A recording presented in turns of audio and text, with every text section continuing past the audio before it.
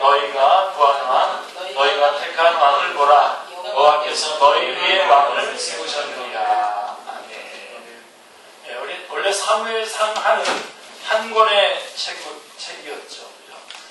그래서 원래 히브리어로 되어 있는 구약성경은 24권으로 되어 있는데 사무엘상 하는 한 권의 책으로 되어 있습니다. 그래서 이 사무엘서는 신정체제에서 왕정체제로의 전환을 보여주고 있습니다. 이제까지는 이제 왕을 세우심이 없이 하나님께서 직접 다스리는 신정체제였죠. 그렇죠? 사사기 시대 때가 사실 그런 시대였지 않습니까? 그래서 신정통치를 했었는데 사람들이 왕을 달라고 요구하시자 하나님께서 기뻐하시지 않지만 왕을 주시면서 신정왕국의 모습을 드러내시게 되신 것입니다. 그래서 사무엘서에 와서는 이제 왕을 세우셔서 다스리시는 신정왕국이 수립된 것입니다.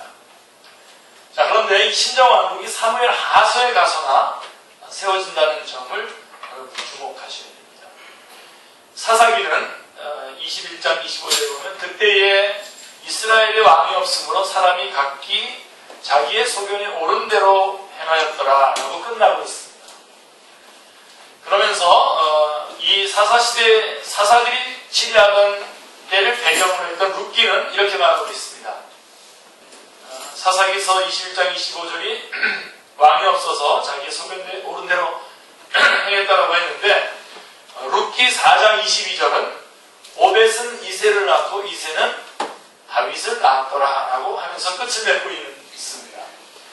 자, 그런데 이제 사무엘상 16장 1절에 와서는 이새의 아들 중에서 한 왕을 보았다라고 말씀하고 있습니다. 우리 원래 개혁성경, 지금 개혁개정인데 개혁성경에는 한 왕을 예선하였느니라, 예선하였다라고 이렇게 되어 있습니다.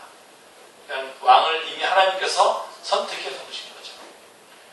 그래서 세번역으로 보면은 왕이 없어 혼란을 거듭하던 시대에 하나님께서는 왕이 될 사람 한 명을 골라놓으셨다라고 말했습니다. 그가 누구죠? 다윗입니다.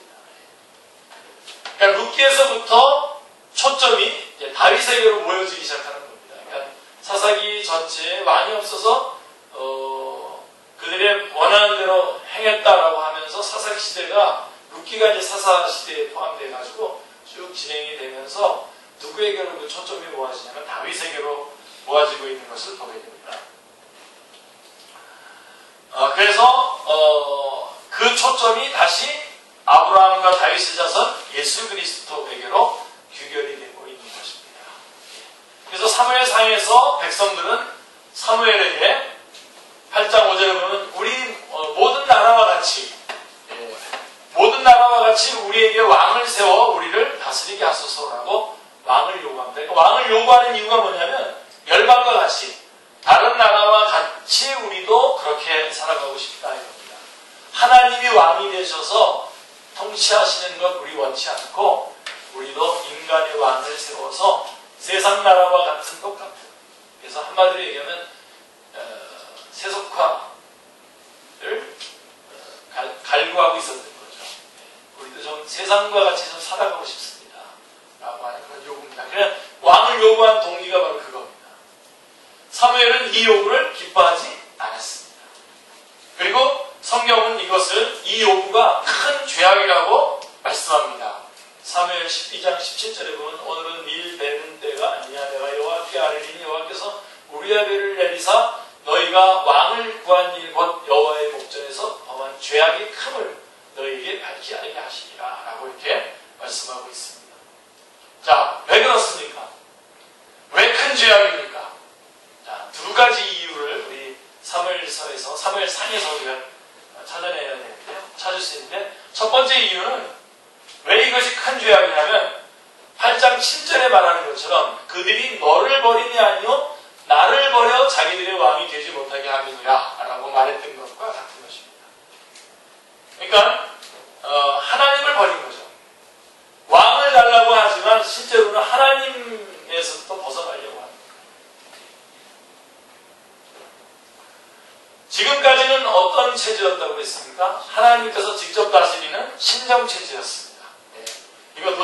이거 지금은요. 지금도 신정 통치 체제죠. 지금. 근데 그때는 레위인들을 통해서 하나님께서 통치하시고, 지금은요.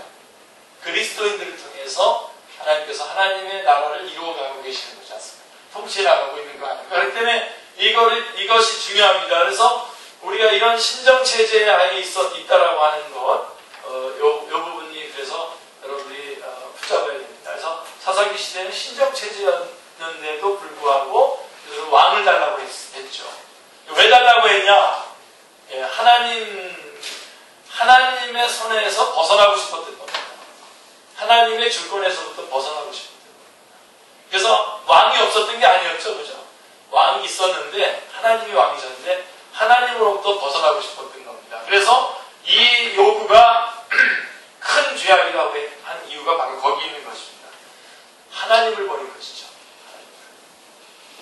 지금까지는 하나님이 친히 다스린 신정체제였습니다. 그러나 패역한 백성들은 보이지 아니하는 하나님을 자기들의 왕으로 모시기를 거부했던 것입니다.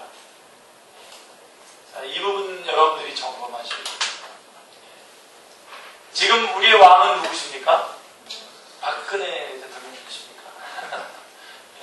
지금 우리들의 왕은 하나님이십니다. 하나님이십니다. 예수 그리스도 성령 하나님이십니다. 하나님이 우리의 왕이십니다. 자, 근데 보이지 않는 것 때문에 사람들이 뭘 원하냐면 세속적인, 다시 말해서 세상 사람들, 다른 나라들과 다른 사람들과 같은 그런 왕을 요구하게 되었다는 거죠. 그래서 하나님께서 큰 죄악이라고 말씀하고 있는 것입니다. 이것은 하나님께서 비록 볼 수 없는 왕이시지만 보이는 유한한 왕에 비할 수 없을 만큼 사랑의 하나님, 또 능력의 하나님, 더 인격적이고 교제하기를 원하시는 하나님이심을 인식하는데 실패했음을 의미하는 것입니다.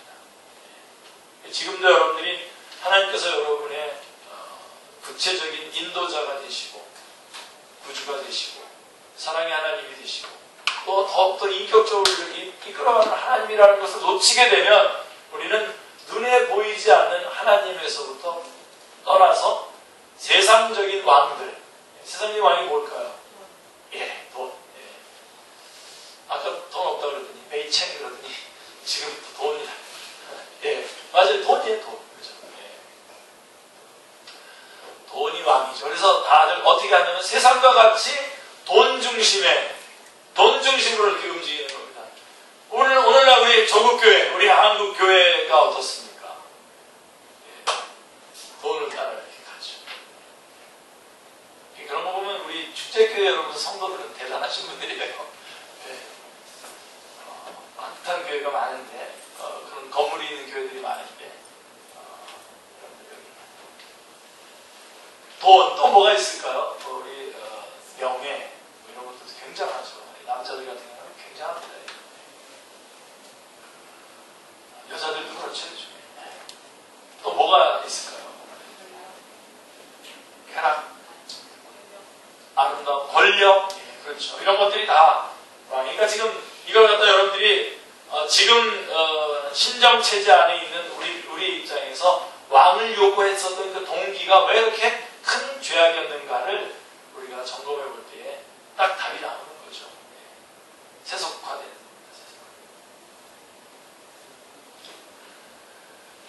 자, 이런 요구에 의해서 세워진 왕이 누구냐? 바로 사울왕입니다. 사울왕이 먼저 세요. 성경은 사울왕을 이렇게 얘기해요. 12장 12절, 8장 18절에 보면 너희의 구한왕, 너희의 택한왕이라고 부르고 있습니다.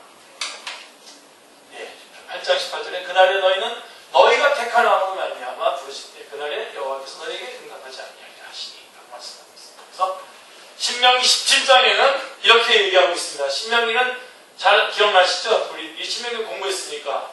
자, 세 편의 설교로 되어 있는데 그 중간에 설교, 두 번째 설교는 뭐냐면 이스라엘이 가나안 땅에 들어갔을 때에 어떻게 살아야 할 것인가를 말씀해주고 있는데, 그때 17장에 보면 15절에 장차 왕을 세우자는 뜻이 나거든, 17절에 보면 15절에 반드시 내 하나님 여호와께서 택하신 자를 내 위에 왕을 세울 것이며 라고 말씀했습니다.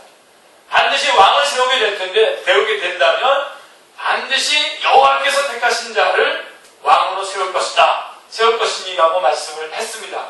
그런데 사울은 하나님이 택하신 왕이 아니라 백성이 택한 왕이었던 것입니다. 16장에 보면 다윗이 기름 부음을 받는 장면이 나옵니다. 다윗이 이제 왕이 되죠. 사무엘은 이새의 장자 엘리압을 예선해 놓으신 자로 알고, 그러니까 큰아들이죠. 장자 큰아들 엘리압이 하나님께서 택하신 왕인 줄 알고 기름을 부으려고 했죠. 그러나 그는 하나님이 택하신 자가 아니었습니다.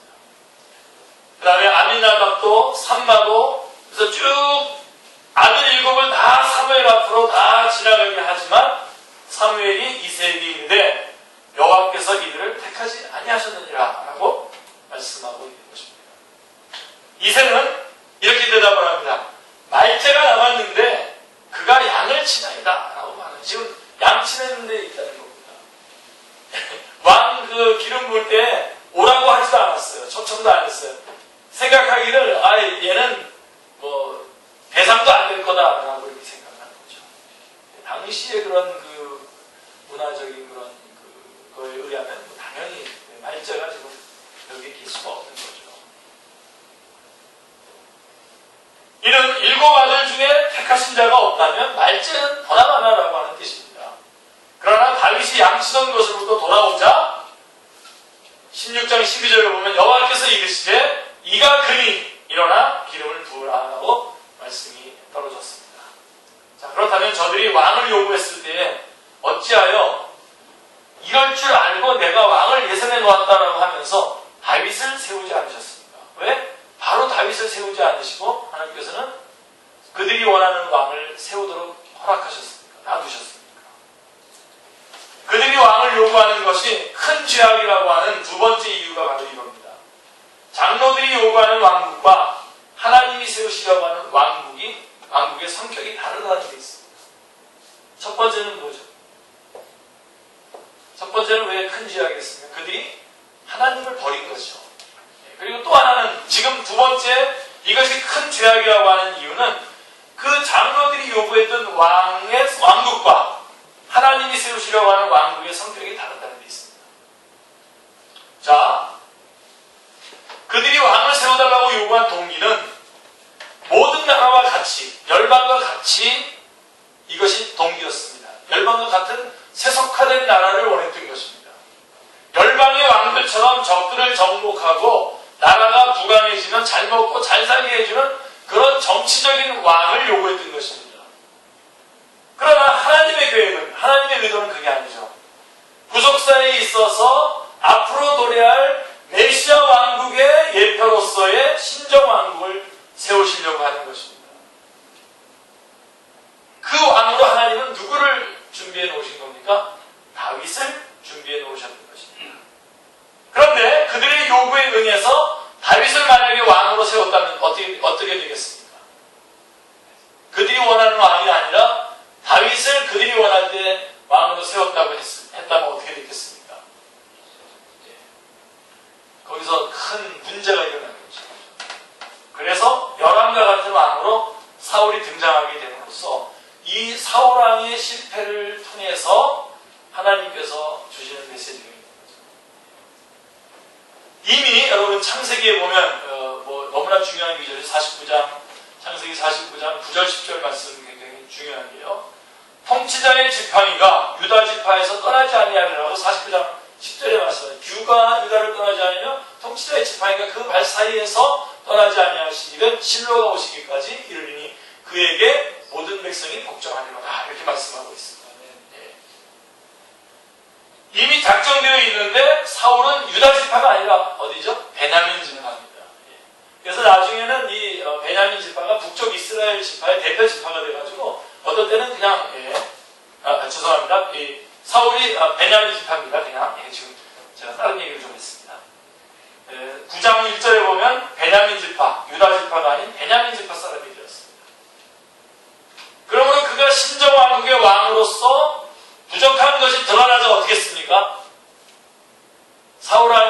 신정왕국으로서 부족한 것이 드러나자 이미 맨 처음부터 사람들이 세운 왕이었지만 하나님께서 사람들이 요구하시자 그들이 요구하는 왕이 세속적인 왕이었기 때문에 그들이 요구한 대로 그들의 왕을 사울왕을 세워주셨긴 주셨지만 그 사울왕이 신정왕국의 왕으로서의 부족함이 드러나자 바로 어떻게 했습니까?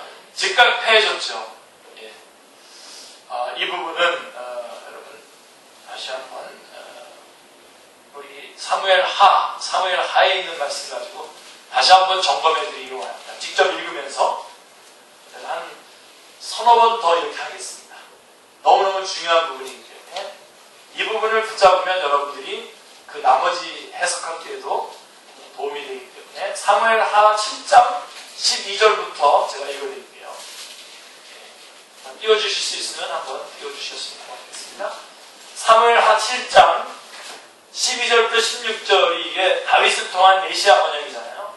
12절에 보세요. 제가 읽어드릴게요. 내 수완이 차서 내 조상들과 함께 누울 때에, 지금 다윗에게 하는 말입니다. 내가 내 몸에서 날 메시를 내 뒤에 세워 그의 나를 견고하게 하리라. 여러분 직접적으로 이 씨는 누굽니까? 이 씨는 솔로몬이죠. 그죠? 근데 궁극적으로는 누굴 말하는 겁니까? 예수 그리스도를 말하는 것입니다. 그 다음에 13절에 보면 그는 내 이름을 위하여 집을 건축할 것이요 나는 그의 나라 왕위를 영원히 경배하라. 그래서 이 예루살렘의 솔로몬 성전을 짓는 것을 말하는 거죠. 직접적으로는. 그러나 궁극적으로는 뭘 말하는 것입니까? 성전이신 예수 그리스도를 말하는 겁니다. 그래서 그 왕위가 영원히 견고하리라 이렇게 했는데 그 다음에 14절에 보면 나는 그에게 아버지가 되고 그는 내게 아들이 되리니 그가 만일 죄를 범하면 내가 사람의 매와 인생의 채찍으로 징계하리라. 그러니까 다윗이 범죄를 하면 사람의 매와 인생의 채찍으로 징계를 하지만 15절에 내가 내 앞에서 물러나게 한 사울에게서 내 은총을 빼앗은 것처럼 그에게서 빼앗지는 아니하리라. 사울이 거기에 합당하지 않자 바로 폐위시켰던 것처럼 다윗은 폐위시키지 않겠다는 겁니다. 여러분 제가 여러분에게 물어볼 때 항상 답은 뒤쪽이 답입니다. 여러분 사울왕하고 다윗왕하고요. 죄를 졌는데 사울왕하고 다윗왕하고 누가 더 죄를 더 교묘하게 졌습니까? 다윗입니다. 사울왕은요 그냥 정말 왕 세워졌다가 뺏긴 거 아니에요? 왕 나라 뺏겨가지고 지금 그 다음에 더더군다나 그 여자들이 잘못한 거 아니에요? 예? 다윗은 만만히요 사울은 천천히 그러면 어떻게 해요? 예, 여자들이 그러니까 화가 난 거 아닙니까? 예, 그래가지고 다윗을 죽이려고 했던 거죠. 어떻게 보면 그냥 내추럴한 거죠. 근데 다윗 같은 경우는요, 바세바를 취한 것뿐만 아니라 그 다음에 인구 조사를 하고 이런 것들 보면요, 그 다음에 나중에는 또 마음이 높아져가지고 하나님하고 성전 한번 집 하나 지어드려 보니까 뭐 이런 것들이 보면요 아주 차원 높은 죄를 졌습니다. 죄의 그 깊이로 보면 다윗이 더 심각한 죄를 졌는데 다윗은 어떻게 하겠다고요? 다윗은 그냥 때려서 야단치고 알려주고 깨닫게 해주고 그렇지만 그대로 밀고 가겠다. 사울은요 왕으로서 뭐 그 정도 죄를 지었지만 신정왕국의 왕으로서 문제가 딱 생기자 바로 폐위시킨 거예요. 왜 그렇죠? 딱 하나 차이는 뭡니까? 다윗은 메시아 언약, 아브라함을 통한 메시아 언약의 줄기, 메시아 언약이 거기에 담겨져 있는 다윗이었기 때문입니다. 사울은요, 뭐 사탄의 줄기는 아니지만 원적이 아니죠. 메시아 언약의 원줄기가 아니라 섬기는 줄기죠. 그래서 폐위시켰고 그래서 16절에 보면 같이 읽겠습니다. 내 집과 내 나라가 내 앞에서 영원히 보존되고 내 왕위가 영원히 견고하리라 하셨다. 그러니까 벌써 이미 창세기 40몇 장입니까? 49장 10절에 이미 야곱을 통해서 예언된 말씀 아닙니까? 유다 지파를 통한 왕이 계속 끝까지 갈 거라고 하는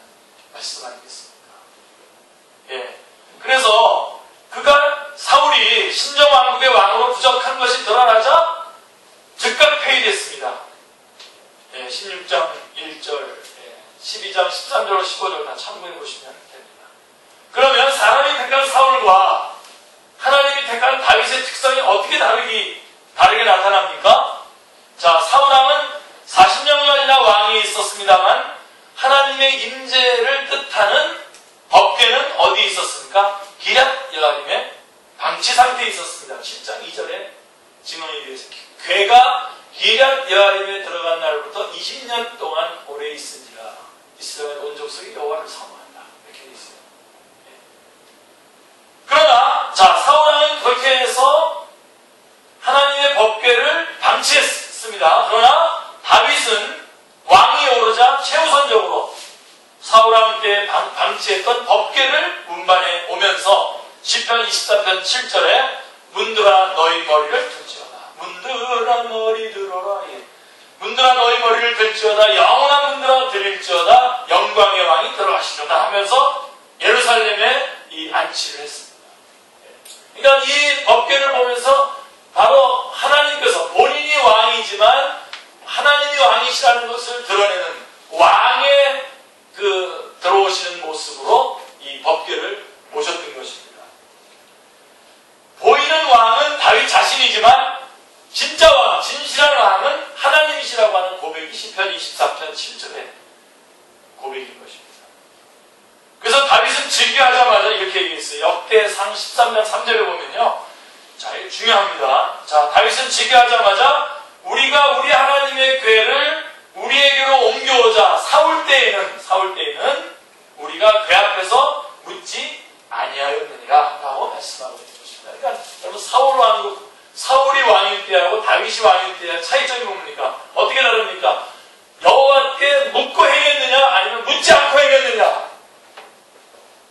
이게 아주 결정적인 차이입니다. 저는 여러분에게도 물어보고 싶습니다. 여러분들이 어떤 결정을 하는지 그것이 아무리 작은 일이라고 하더라도 여러분은 하나님 앞에 묻고 하십니까? 아니면 그냥 하십니까?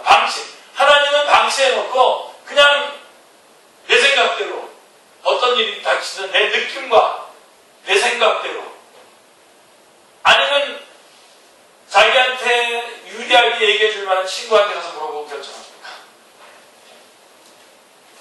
하나님 앞에 물어야죠.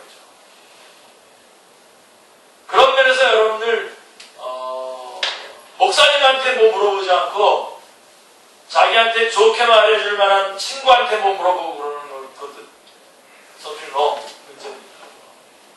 여러분 중요한 거는 아침부터 여러분 우리는 하나님 앞에 기도하고 출발해야 됩니다. 네. 지금 사울왕국과 다윗왕국이 다른 점이 바로 그거예요. 왜요? 하나님이 왕이시기 때문에요. 다윗왕국은 하나님이 왕이시기 때문에 다윗은 하나님이 왕이라는 것을 드러내는 왕으로서 사환이었죠. 그래서 늘상 법궤 앞에서 하나님께 묻고 했고 사울은요 묻지 않았다는 겁니다. 그게 역대서에서 말하는 증언인 겁니다. 여태까지 사울은 하나님께 묻지 않고 했지만 우리는 하나님 앞에 묻고 하겠다는 거죠. 답답할 수 있어요. 여러분이 하나님 앞에 물을 때 금방 대답 안 해주더라도요. 안 해주셔서 답답할 때가 있지만 여러분 답답한 것은요. 여러분 우리의 그 기분이 답답한 겁니다.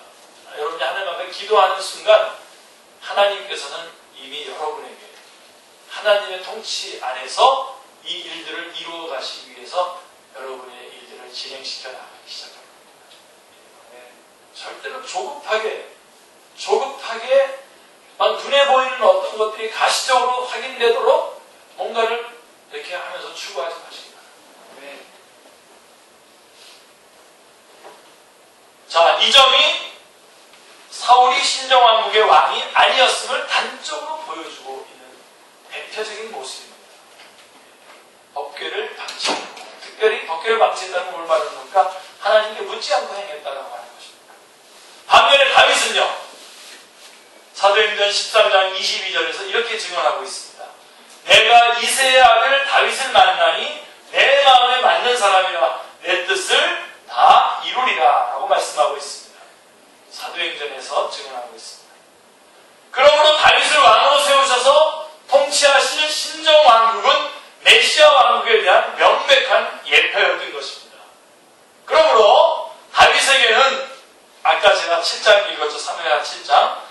나는 그에게 아버지가 되고 그는 내게 아들이 되리니 그가 만일 죄를 범하면 내가 사람의 매와 인생의 채찍으로 징계하려니와 내가 내 앞에서 물러나게 한 사울에게서 내 은총을 빼앗은 것처럼 그에게서는 빼앗지 아니하리라 하고 말씀하시는 겁니다. 예, 이거 우리 무슨 인권운동하는 사람이라든가 이런 사람들은 와서 그러죠. 무슨 왜 이렇게 공정하지 않게 하냐고 그러겠죠. 메시아 언약이 있다는 것을 모르니까.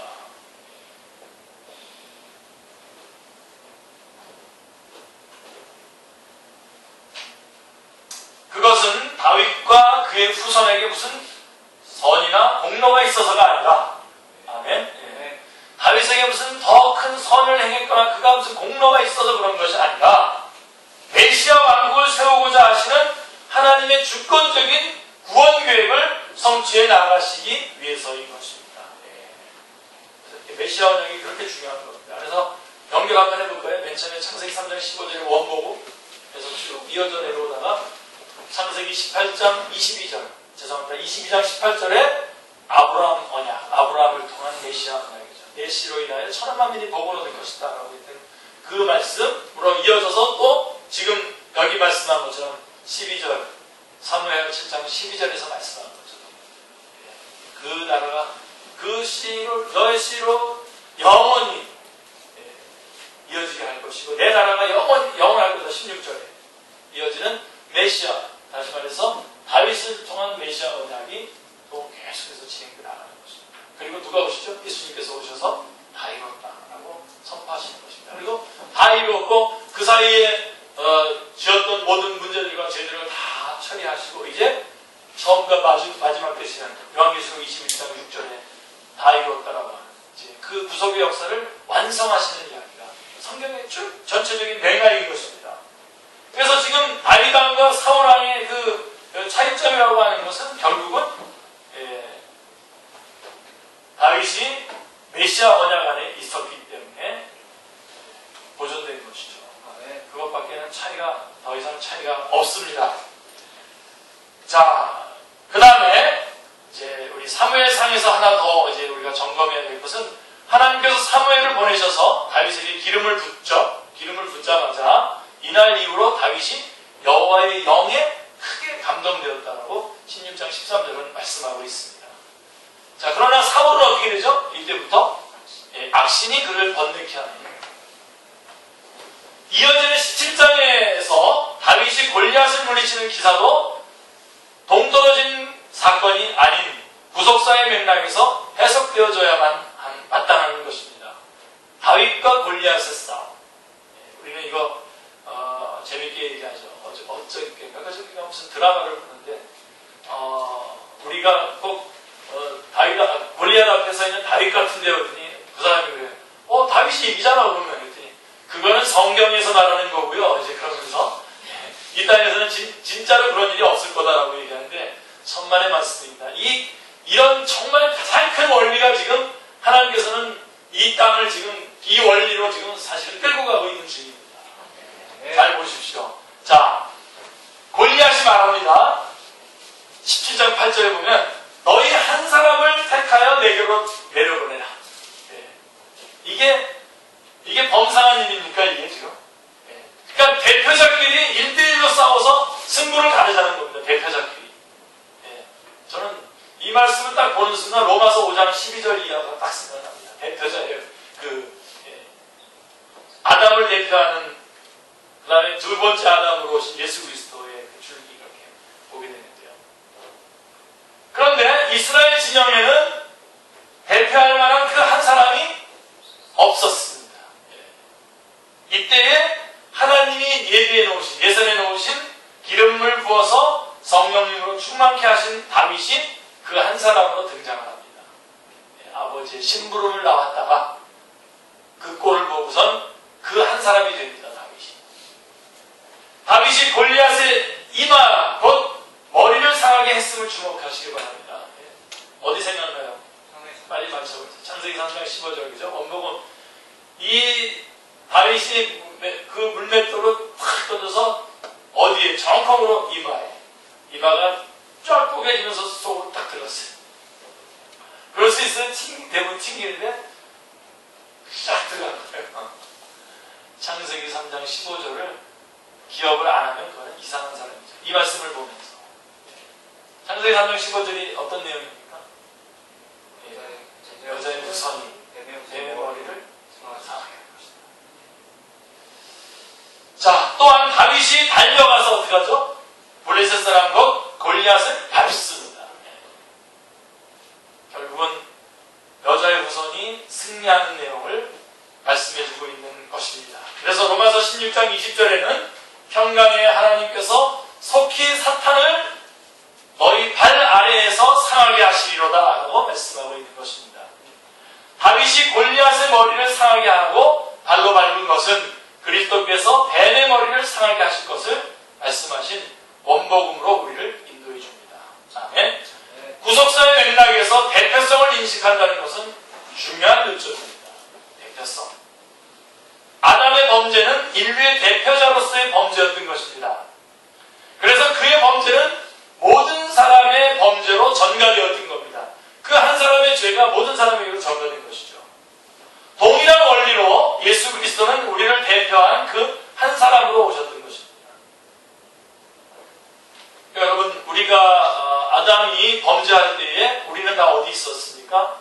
아담의 허리에 있었던 거죠. 그래서 그와 똑같은 죄를 우리가 범하지 않았다고 하더라도 로마서 5장 12절로 21절에 보면 우리가 아담과 같은 죄를 짓지 않았죠. 우리 가운데 선악과 따먹은 사람 없잖아요. 그렇지만 그 선악과를 따먹을 때에 그 안에서, 아담 안에서 범죄합니다. 그래서 그게 쫙 흘러내려오듯이 그 대표적인 원리가 이런 질문이 있었던 거예요. 그러면 그 예수 그리스도께서 한 번에 그렇게 죽으신 그 죽음이 도대체 어떻게 오고 오는 모든 세상, 모든 사람에게 혜택이 돌아갈 수 있겠는가? 라고 하는 질문에 대해서 대답하면서 바로 아담 한 사람의 범죄로 모든 사람들이 죄인 된 것과 같은 이 원리를 가지고 와서 지금 설명을 하고 있는 겁니다. 그래서 이 대표성의 원리라는 것은 아주 중요한 겁니다. 그래서 주님의 심판받으심과 죽으심, 정죄와 죽으심은 구원 얻을 모든 사람을 대표해서 받으신 것입니다. 요한계시록에도 보면요, 사도 요한이 애통하고 있을 때에, 기억나시죠? 오늘 아침에 우리 사도 요한이 애통하고 있었죠. 5장에 보면. 이때에 장로 중에 한 사람이 내게 말하되 울지 말라. 유다 지파의 사자 다윗의 뿌리가 이겼으니라고 위로해주고 있습니다. 예수 그리스도께서 사망 권세를 잡은 자 마귀를 이기셨기 때문에 그 승리가 그 영향력이죠. 그게 유력하다고 제가 말씀드렸죠. 그러니까 유력자. 그를 믿는 자에게도 적용이 되는 것입니다. 그 승리가 우리 믿는 사람들에게도 그대로 적용이 되는 것입니다. 아멘. 우리는 대표자 되시는 그리스도께서 승리해 놓으신 싸움을 싸우고 있는 것입니다. 이거 붙잡으십시오. 우리가 무슨 다시 멘탈로 나가가지고 막 싸워서 막 두 대 때리고 한 대 맞고 두 대 때려서 이기고 그런 싸움을 싸우는 것이 아니라 주님께서 이겨놓은 싸움을 주님과 함께 주님께서 이기도록 다시 한번 우리 안에서 그것을 승리로 재현하는 것입니다. 놓치지 마시기 바랍니다. 그래서 여러분, 우리가 싸움을 거절할 이유가 없습니다. 붙어야 되고 어느 지역이든지 우리가 점령하러 나가야 됩니다. 싸움하러. 자, 또한 사무엘상에서 주목할 것 마지막으로 법궤입니다. 법궤. 가나안에 입성하여 처음으로 성막을 세운 곳은 실로죠. 브레셋과의 싸움에서 패하자 여호와의 언약궤를 실로에서 우리에게로 가져다가 우리 중에 있게 하여 그것으로 우리를 우리 원수들의 손에서 구원하자 하고 말씀했습니다. 그러니까 법궤를 마치 무슨 알라딘의 마술램프처럼 아니면 도깨비 방망이처럼 사용하자는 겁니다. 법궤가 있으면 우리 괜찮겠지. 근데 법궤가 다 뺏기잖아요. 그죠? 예. 그래서 그렇게 하자고 했는데 그러다가 블레셋에게 법궤를 빼앗겼죠. 법궤를 빼앗겼습니다. 그런데 돌아올 때는 실로가 아닌 어디로 돌아오죠? SNS로 돌아왔던 것입니다. 자, 잘 보세요. 실로는 에브라임 지파에 분배된 땅입니다. 실로.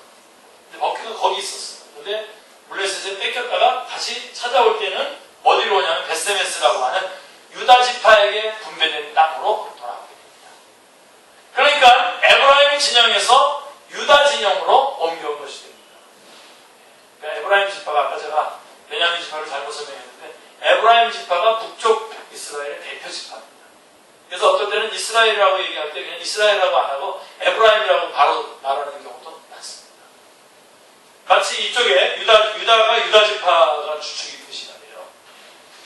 여기에 구속사적인 깊은 의미가 있었던 것입니다. 그리스도가 유다 지파를 통해서 나신다는 것이 하나님의 정하신 바라면 그의 모형인 성막, 마땅히 그 성막 법궤, 마땅히 유다 진영에 세워져야 하기 때문입니다.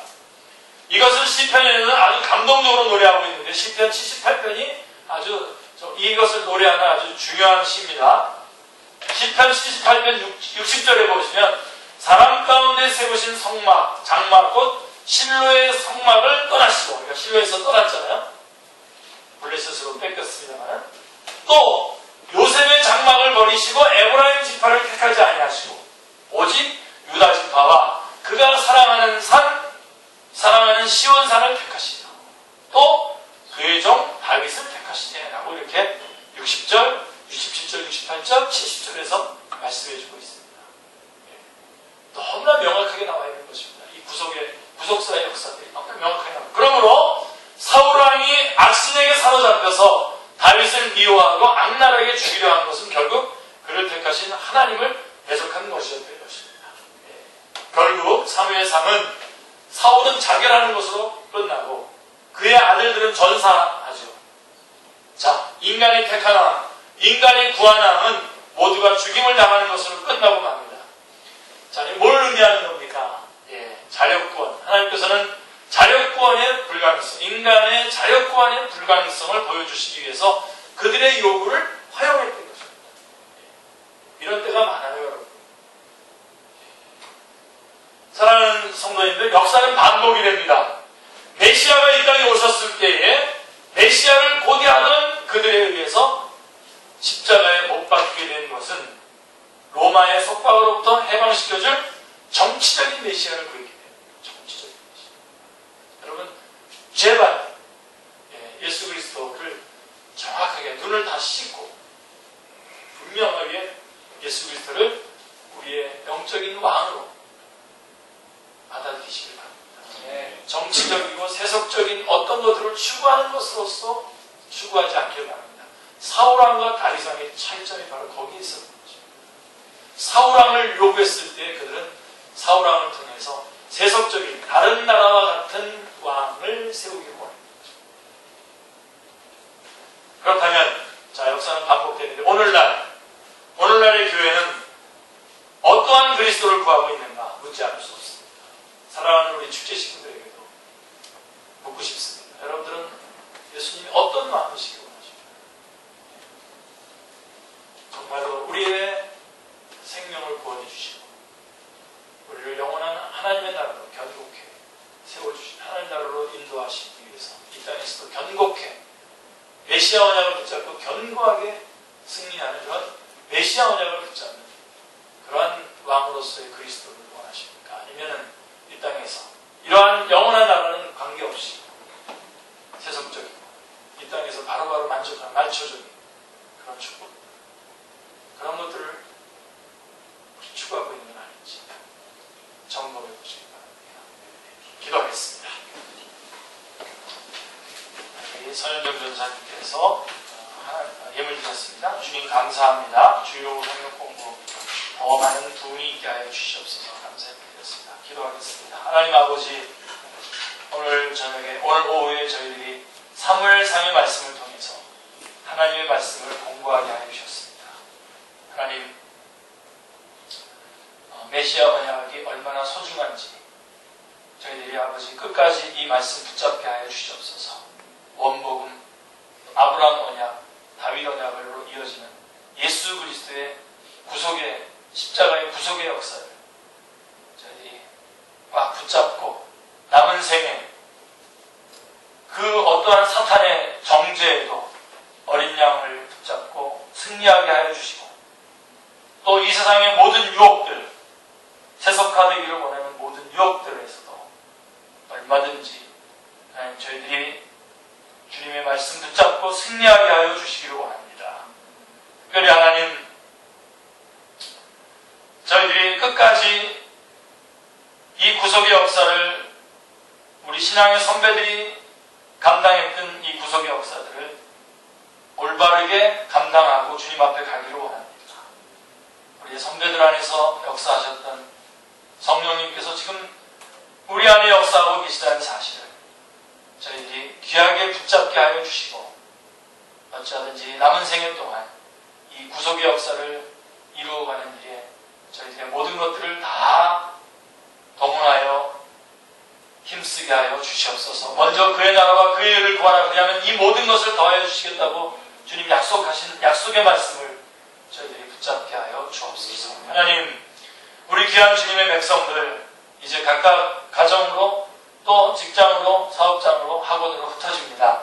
하나님, 불꽃 같은 눈으로 지켜주시고 눈동자와 같이 보호해 주시고 머리털 하나도 상하지 않도록 인도해 주시며 하나님, 어찌하든지 죽어가는 영혼들 주님 앞으로 인도해내게 하여 주옵소서. 가족들 안에서 또 직장에서 사업장에서 학원에서 영혼들에 대한 안타까운 마음 저희 가운데 허락해 주시고 그들에게 주의 복음을 전하고 증거하고 그들 안에 성령님 역사해 주셔서 주님 앞에 돌아오는 놀라운 생명의 역사들이 저희들 안에서 일어나게 하여 주시옵소서. 온몸에 건강 주시고 마음에 평강 주시고 그 영을 성령님으로 충만케 역사하여 주옵소서. 하나님, 겸손하게 하여 주시고 그러나 또 세상을 향해서 나아갈 때 담대하게 나갈 수 있도록 저희들을 높은 자존감 가운데 역사하여 주시옵소서. 주 예수 그리스도의 이름으로 감사드리오며 기도드리옵나이다. 아멘.